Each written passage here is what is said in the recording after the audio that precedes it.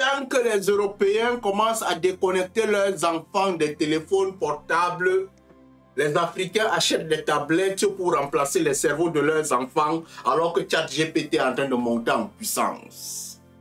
Cette vidéo que je vais vous présenter va vous montrer ce que l'Europe aujourd'hui est en train de penser de leurs enfants.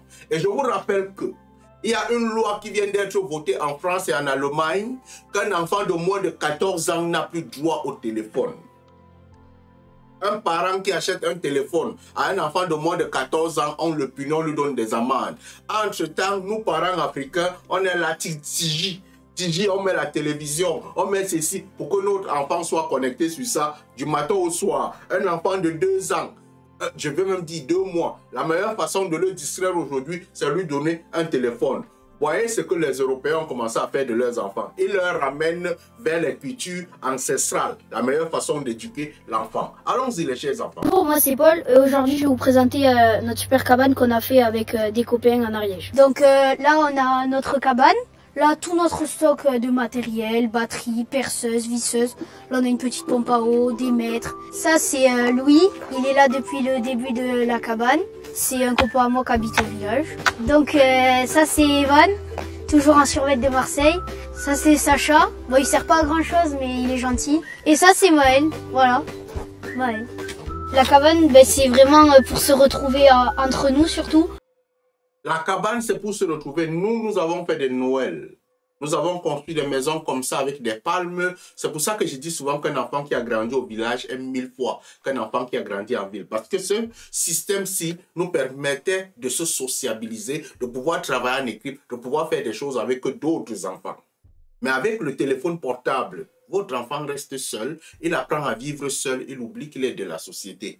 Et lorsqu'il grandit avec ce type de culture, ce type d'habitude, vous-même vous savez ce que ça veut dire à la fin. La femme ne lui dit plus rien, le mari ne lui dit plus rien, il devient comme ça, il vit, il existe, il mange, il dort. Écoutons, continuons à écouter ces enfants. Pour passer du temps, et surtout pour s'évader aussi un peu de l'école. Je pense que sans la cabane, on ne serait pas autant... Pour s'évader aussi un peu de l'école. Il ne faut pas seulement rester à l'école, mais il faut aussi apprendre les choses de la vie. Et la meilleure façon d'apprendre les choses de la vie, c'était de faire des activités de groupe avec les camarades et les amis. Le téléphone, l'avenir de ton enfant à risque. Continue. Heureux, je sais pas moi. Ouais, moi aussi. Donc là, on a un canapé, on le voit pas, mais il se déplie, tac. Un petit stock de béton, des seaux, de la corde, une table pliable. Donc ici, il y aura une porte. Tac. Et après, ici, voilà, ça sera... On va faire le toit. Et l'hiver, vous n'avez pas trop froid là-dedans?